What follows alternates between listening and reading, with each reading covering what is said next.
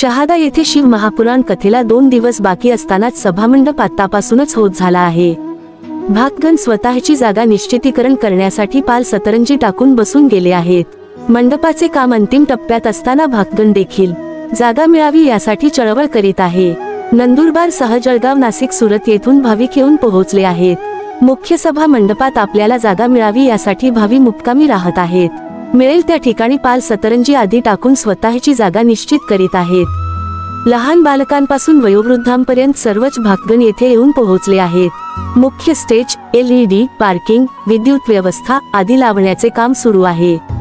समितीचे लोक देखील तिथे थांबून आहेत। याप्रसंगी सागर कलाल यांच्याकडून उपस्थित भक्तांना आवाहन करण्यात आले की मंडपात दिवे लावू नका, जवळच पाल आहे, काही अनुचित प्रकार घडू शकतो तेव्हा उपस्थित भक्तांनी दिवे लावू नये असे समितीच्या वतीने सांगण्यात आले।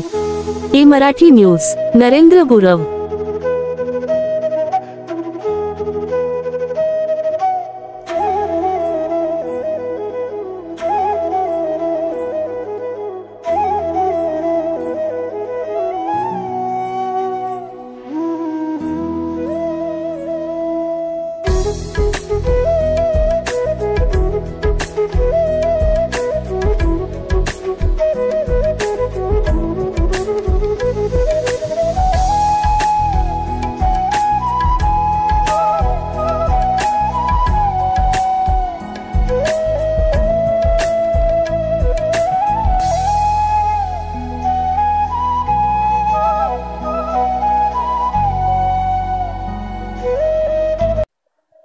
विश्वविख्यात शिवमहापुराण प्रवक्ता आदरणीय परमपूज्य प्रदीप मिश्राजी यांची 1 एप्रिल पासून तर 5 एप्रिल पर्यंत शहादा येथे भव्य कथा होत आहे।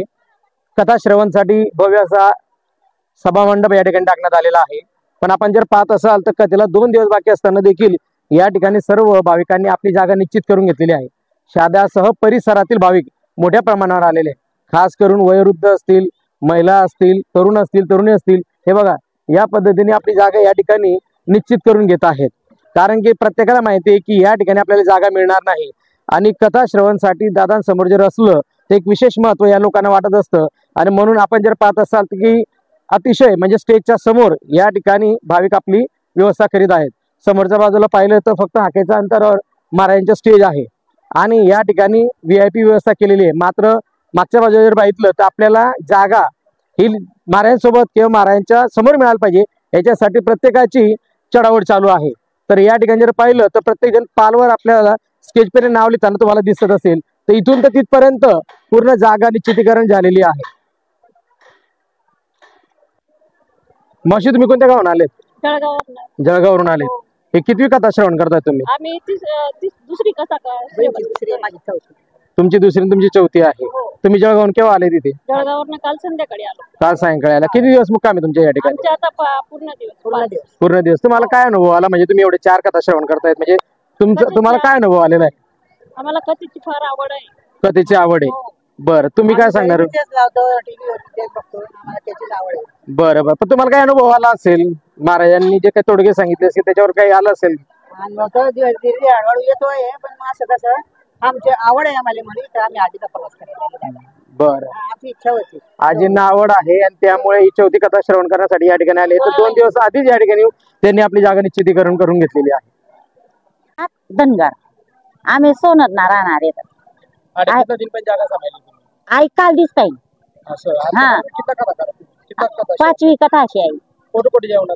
एक कथा मालेगावले, दुसरी कथा धुयाले, तिसरी कथा शिरपूरले आणि चौथी कथा साक्रीले आणि 5वी मनांडरले नोकरी लागते, गाव माझ लागणे पंचायत मा।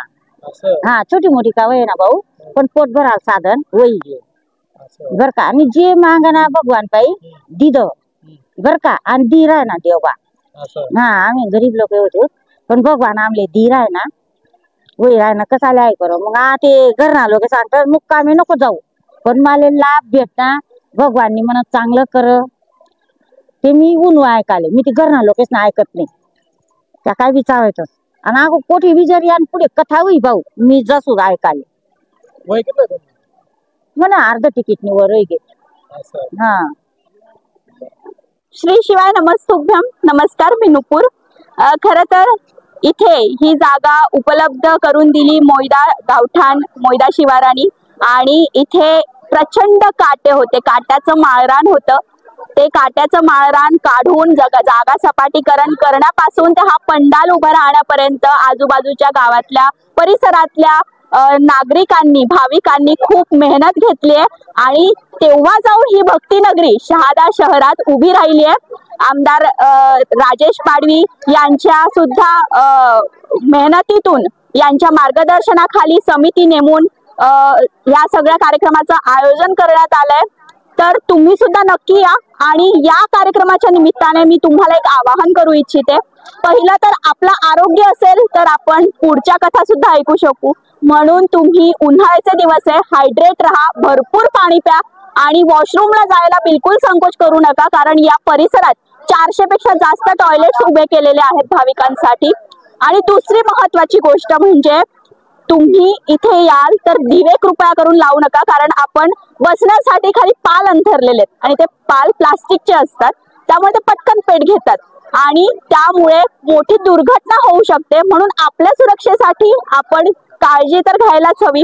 आणि महिला वर्गाला विशेष मी आवाहन करते की आपल्या मौल्यवान वस्तू जपून वापरा. इथे सोने नाणे दागिने कुणीही आणू नका.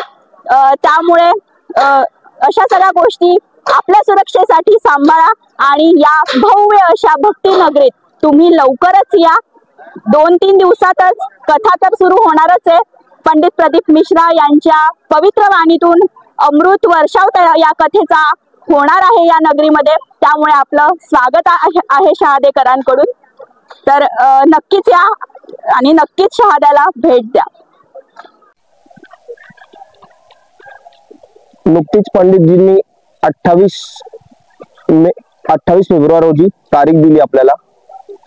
या ठिकाणी अतिशय बिकट परिस्थिती होती.